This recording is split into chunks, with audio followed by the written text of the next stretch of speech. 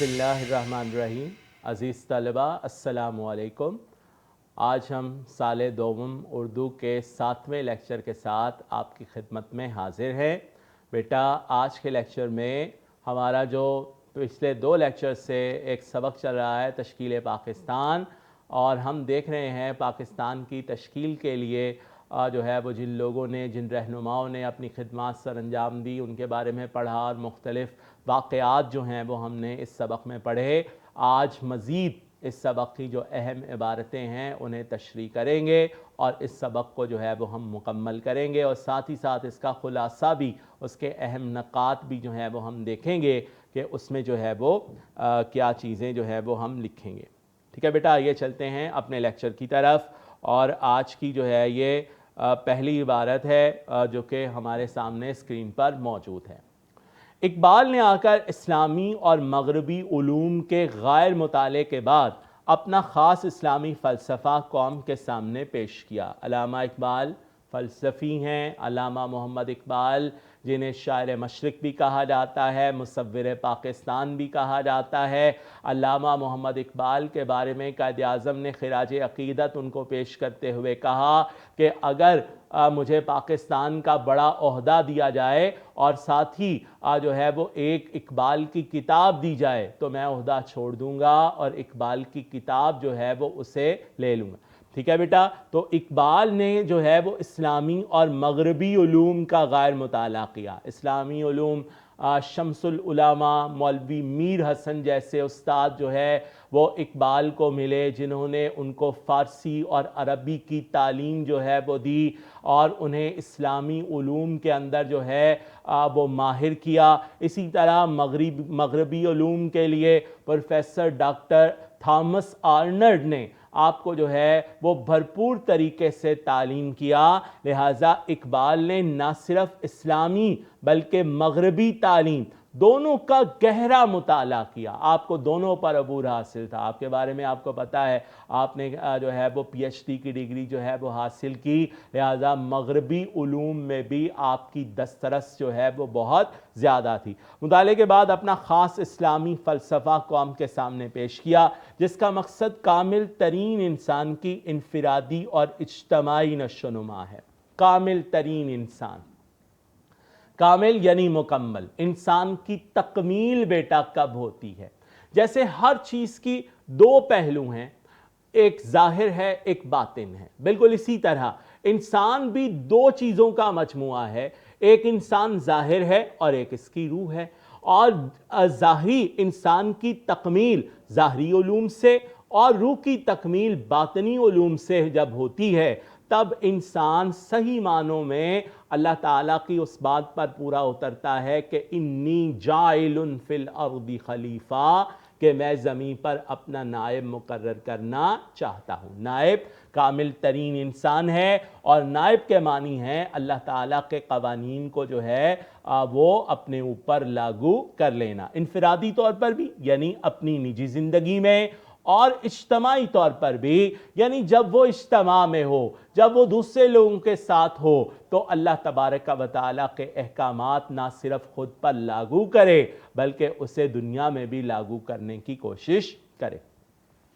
इकबाल का ख्याल है कि इंसान अतात, ज़ब्त नफ्स और नियाबत इलाही की 3 मंजिलें तय करता हुआ खुदी की इंतहाई बुलंदी पर पहुंच जाता है। खुदी एक कैफियत है। ठीक है, खुदी एक कैफियत है, यानी खुदी क्या है? अपनी खूबियों को पहचान लेना। खुदी क्या है? अपनी हकीकत को जान लेना कि आखिर इंसान नाम किसका है, किस चीज़ को इंसान कहा गया है। और अपनी खूबियों को पहचानने के लिए इकबाल ये कहते हैं कि 3 चीज़ें हैं। अतात, इस अतात में अतात रसूल है, अतात कुरान है, अतात इलाही है। वमन युतिर रसूल फ़क़द अता अल्लाह, कि जिसने मेरे नबी सल्लल्लाहु अलैहि वसल्लम की अतात की, उसने अल्लाह ताला की अतात की। ज़ब्त नफ्स है, ठीक है, यानी ज़ब्त को, नफ्स को जो है वो काबू करना, नफसानी ख्वाहिशात को जो है रद्द कर देना और अल्लाह की खुशनुदी के लिए काम करना, ये बेटे ज़ब्त नफ्स है। اور نیابت الہی یعنی اپنے آپ کو اللہ کا خلیفہ بنانا۔ نیابت کا معنی کیا ہے بیٹا؟ خلافت کا معنی کیا ہے؟ کہ قانون الہی کو زمین پر جو ہے وہ رائج کر دینا، زمین پر قانون الہی کو جو ہے وہ پھیلا دینا، تبلیغ کرنا، یہ جو ہے یہ نیابت الہی ہے۔ کہا جاتا ہے، فرمان ہے کہ جس نے اپنے آپ کو پہچان لیا اس نے اپنے رب کو پہچان لیا، کہ رب کو پہچاننا بھی اپنے آپ کی پہچان کرنے کے بغیر جو ہے اللہ کی معرفت ہم حاصل نہیں کر سکتے۔ ٹھیک ہے بیٹا، اسی پیراگراف کے نیکسٹ پوائنٹ ہے خودی کی انتہا تک پہنچنے کا ذریعہ۔ خودی کی انتہا، اقبال نے ارشاد فرمایا خودی کی انتہا اقبال کے مطابق کیا ہے کہ انسان اللہ تبارک و تعالیٰ کے اس قدر قریب ہو جائے کہ اس سے ہم کلام ہو، اس سے جو ہے وہ گفتگو کرے، تو یہ خودی کی انتہا ہے۔ اس ارتقاء میں اسے مذہب کی رہنمائی درکار ہے۔ ترقی یعنی یہ عمل جو ہے یہ منزل با منزل ہے، راتوں رات جو ہے وہ کوئی خودی کی انتہا تک نہیں پہنچ سکتا، یہ درجہ بدرجہ جو ہے وہ ترقی کے منازل ہیں، اور اس ترقی کے منازل پر پہنچنے کے لیے اسے مذہب کی رہنمائی درکار ہے۔ اقبال نے اسلامی اور مغربی دونوں علوم حاصل کیے تھے، اور پھر یہ نتیجہ اخذ کیا کہ اگر انسان اپنی انتہا، خودی کی انتہا کو پہنچنا چاہتا ہے تو پھر کیا ہے کہ اسے مذہب کی رہنمائی جو ہے وہ درکار ہوگی۔ اقبال نے 4 چیزوں پر زور دیا۔ اول توحید، توحید آپ جانتے ہیں اللہ تعالیٰ کو ایک جاننا، واحد ماننا، اسے جو ہے وہ توحید کا نام جو ہے وہ دیا جاتا ہے، جس پر پورا ایمان عملاً انسان کو خوف اور مایوسی سے آزاد کر دیتا ہے۔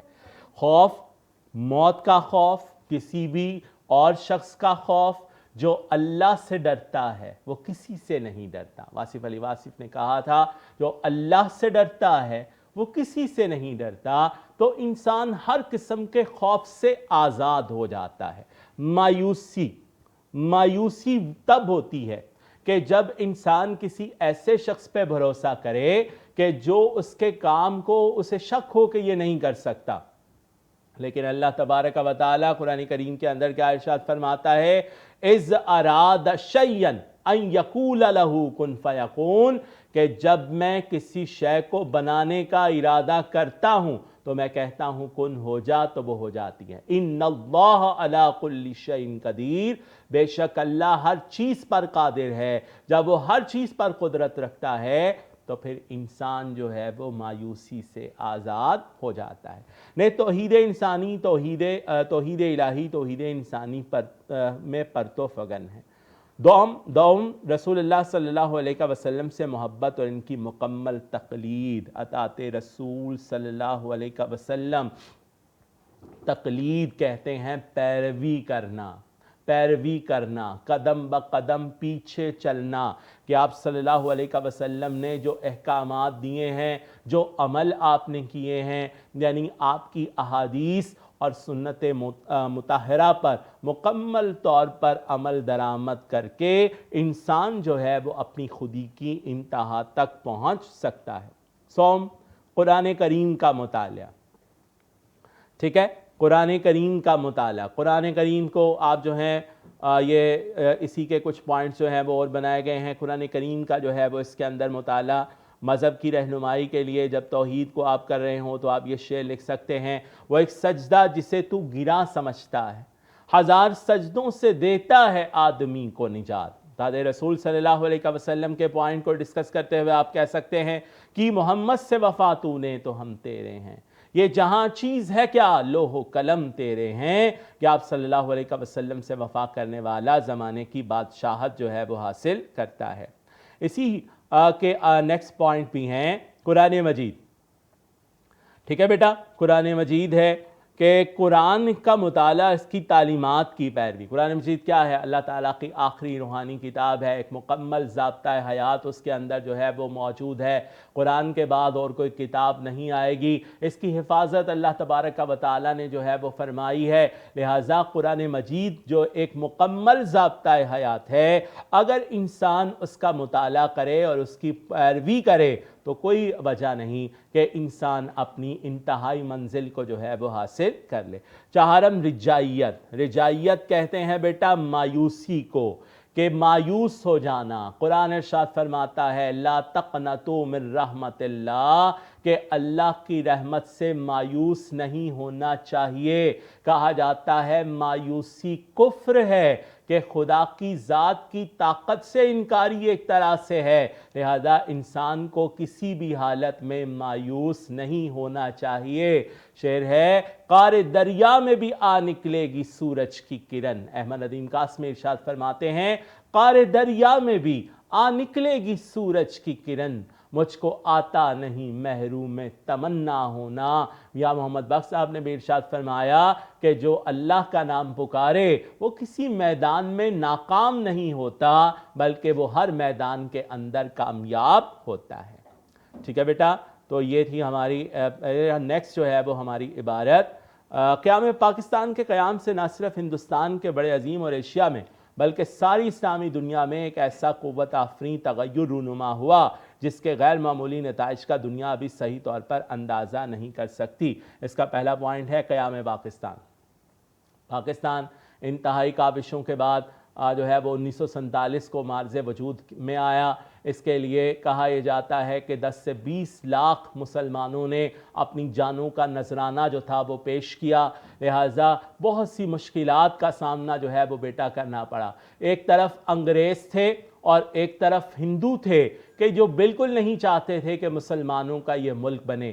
ایک ناممکن سی بات جو ہے وہ لگتی تھی، لیکن مسلمان قوم نے اپنی قوت ایمانی، بصیرت اور حکمت سے ناممکن کو ممکن بنا دیا۔ آپ کوٹیشن کے طور پر لکھ سکتے ہیں مسلمان قوم نے اپنی قوت ایمانی، بصیرت اور حکمت سے ناممکن کو ممکن بنا دیا، کہ جو نہیں چاہتے تھے پاکستان بنے، مسلمان قوم نے اپنی کاوشوں سے، محنت سے اور لگن سے اسے جو ہے وہ معرض وجود میں لانے کے لیے اہم کردار ادا کیا۔ دوسری اقوام پر اثر، دوسری قوموں پر بھی اثر ہوا۔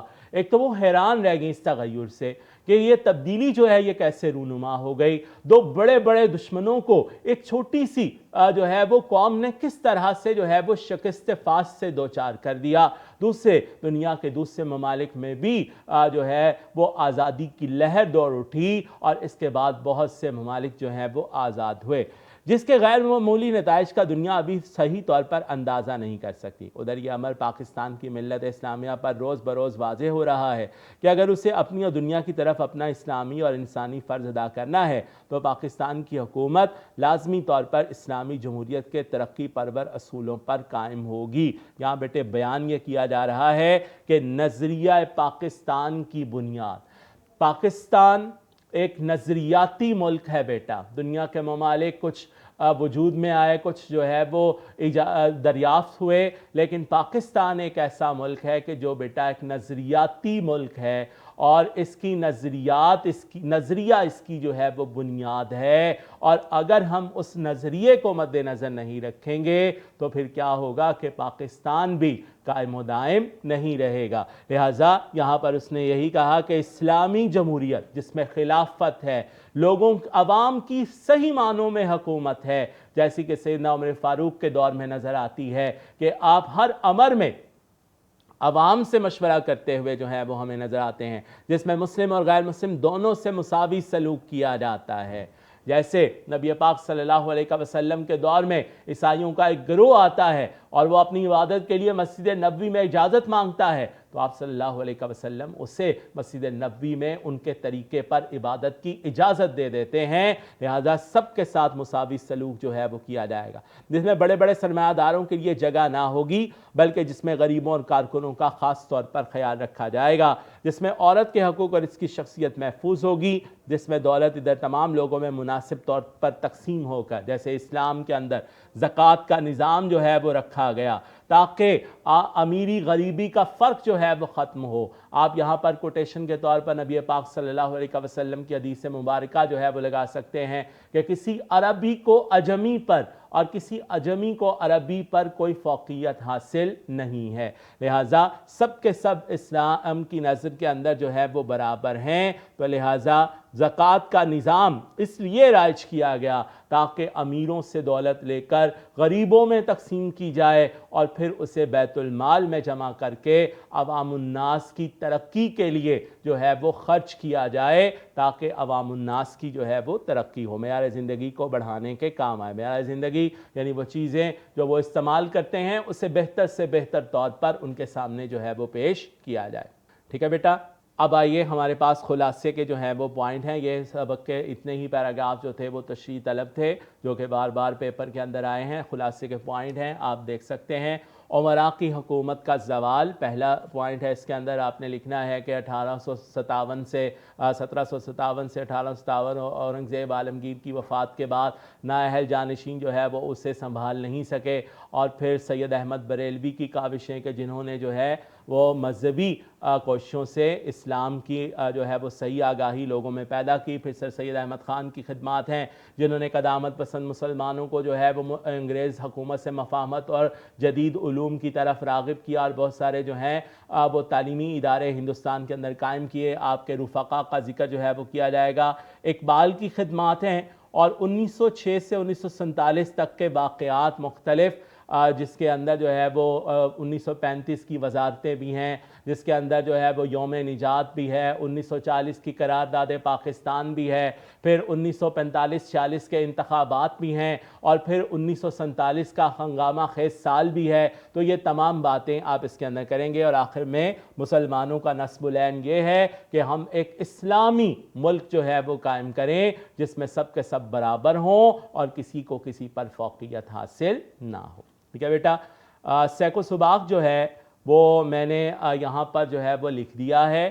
یہ مثالی جو ہے وہ سیکو سباق ہے جو کہ آپ یہ وہ سیکو سباق ہے کہ جو آپ تمام پیراگراف کے لیے جو ہے وہ یہی سیکو سباق اگر یاد کر لیں تو آپ اس سے جو ہے وہ لکھ سکتے ہیں۔ یہ عبارت میاں بشیر احمد کے سبق تشکیل پاکستان سے لی گئی ہے۔ اس میں مصنف نے پاکستان کے بننے کے واقعات کو بیان کیا ہے، ہندوستان کے مسلمانوں نے کس قدر مشکلات کے بعد اور لاکھوں قربانیوں کے بعد حاصل کیا۔ علماء، طلباء، سیاستدان، رہنماؤں نے، مردوں نے، عورتوں نے اپنا اپنا حصہ ڈالا۔ اب ہماری ذمہ داری ہے کہ ہم اسے نظریہ پاکستان کے مطابق اس کے نظام کو ڈھالیں۔ جی بیٹا، یہ اس کا سیکو سباق ہو گیا۔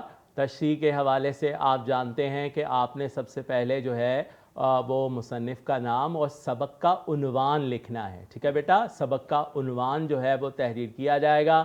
اس کے علاوہ ماخذ ہے، ماخذ کے بارے میں میں نے آپ کو بتایا تھا کہ کارنامہ اسلام اس کتاب کا نام ہے جہاں سے یہ سبق جو ہے یہ لیا گیا ہے۔ اور اس کے بعد بیٹا آپ نے جو ہے وہ صنف سبق، میں نے آپ سے کہا تھا کہ یہ تاریخی مضمون ہے، تاریخ کے حوالے سے جو ہے یہ مضمون ہے، وہ آپ نے اس کے اندر تحریر کرنا ہے۔ اس کے بعد آپ نے سیکو سباق میں یہ عبارت لکھ دینی ہے اس جملے کے ساتھ جو میں نے ابھی آپ کو بتایا کہ آپ نے لکھنا ہے کہ یہ عبارت سبق کے کس حصے سے جو ہے وہ لی گئی ہے۔